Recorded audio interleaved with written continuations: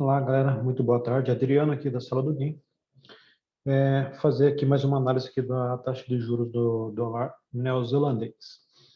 A gente já tinha feito isso daqui no mês passado, tá? No mês passado, perdão, no dia 2 de fevereiro, 22 de fevereiro, tá? Então, a gente já tinha feito uma análise desse neozelandês aqui. Deixa eu só carregar um template aqui dele. Então, aqui no dia 22, nós tínhamos feito uma análise aqui e a possibilidade, eu tinha indicado, acreditando na possibilidade de alta desse mercado aqui, tá? Geralmente o dólar neozelandês, ele tende a dar movimentações iguais a essas aqui. A decisão foi mais ou menos nesse ponto aqui, teve a declaração junto, só não teve a movimentação que a gente esperava tão rápida, mas a alta durante o dia ela ocorreu, né? Foram 3 dias ocorrendo essa alta aqui.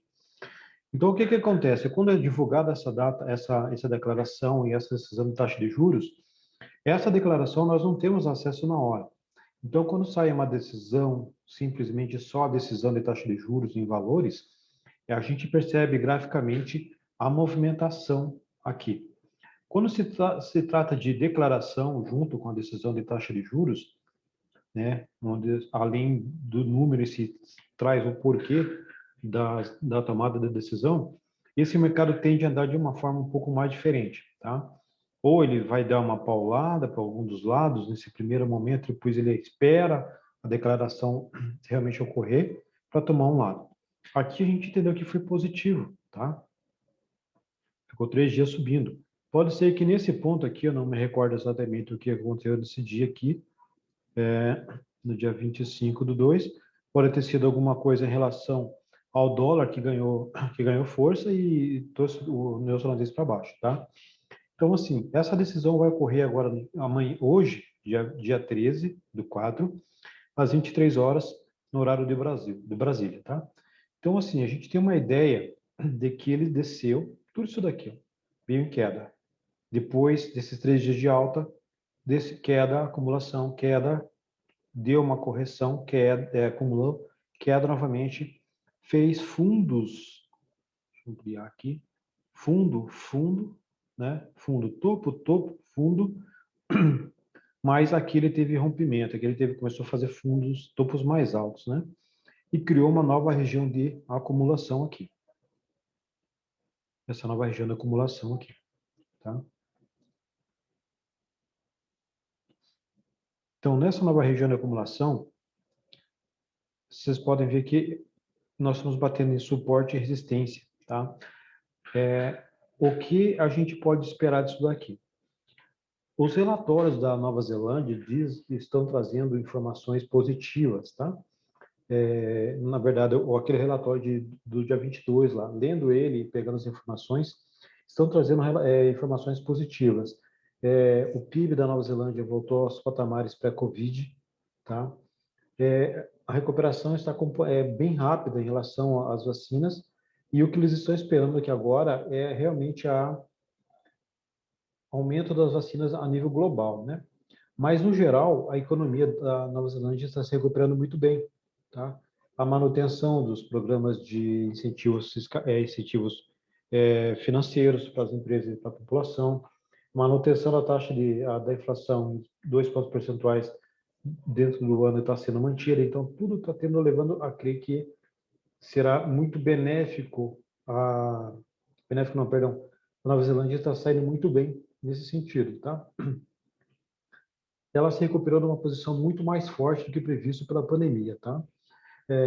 Então, assim, eu levo a crer que esse dado econômico, esse vai ser mantido, 0,25, e em sendo mantido, isso é positivo, porque se ele está sendo mantido, segundo os relatórios anteriores, durante esse mês, não teve nada que ocorresse para trazer isso para negativo. Isso significa o quê? Para diminuir a taxa de juros.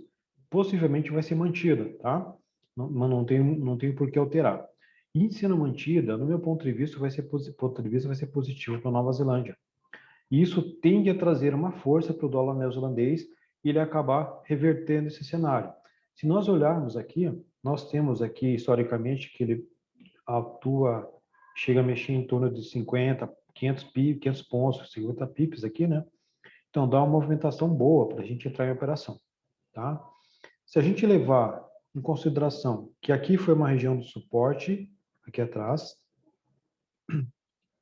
e aqui também foi uma região de suporte, um suporte aqui, nós temos alguns patamares para serem alcançados, tá? Eu acredito no mercado de alta após essa decisão de hoje, né? Pode ser que não suba igual uma vez só, mas pode ser que replique isso daqui, essa alta que teve aqui, né? Subindo aqui no patamar, correção, subindo novamente aqui. Um outro detalhe que eu acho interessante, porque pode ser uma operação, uma boa operação de swing trade, é o seguinte, tá? Se nós pegarmos aqui um gráfico diário, por exemplo, 4 horas, vamos ver aqui se melhora. 4 horas. Deixa eu apagar essa linha aqui. Vamos apagar essa linha aqui. E aqui a acumulação, vamos apagar também. Nós temos aqui, traçando por um Fibonacci, pegar esse fundo aqui, o último fundo daquele que a gente viu aqui, e lançar aqui, ó, até o topo, tá? Então, aqui nós chegamos em região de 61, tá? Estamos em 50, acumulando aqui. Pode ser que esteja fazendo uma onda dessa aqui, né? Ou os mais rigorosos podem considerar esse último fundo aqui, ó, tá? Então, assim, nós podemos estar num gráfico de 4 horas, né? Dentro dessa onda 3 aqui, tá? Então, nós temos mais ou menos essa altura aqui de ganho ainda para poder correr, tá? Então, para quem está pensando no swing trade, já também pode fazer uma operação paralela, esperar o dado econômico sair, a declaração sair e entrar na operação, tá? Pode ser um swing trade, pode ser um day trade, vai ficar a critério de cada um. A minha sugestão, que eu sempre falo, é separe uma conta para essa operação, caso você queira fazer, e se for fazer, separe uma conta para essa operação, ajuste o seu lote dentro da sua gestão. E se caso eu for fazer um swing trade da mesma forma, separe a sua conta para swing trade, ajuste as suas operações, limite aquele valor que você aceita perder, que você está colocando em risco ali, né? Não comprometendo o seu capital, todo o seu capital, e boas operações aí, tá? Qualquer coisa é só seguir lá no YouTube, lá que tem outros vídeos lá para vocês. Beleza, pessoal? Até a próxima, hein?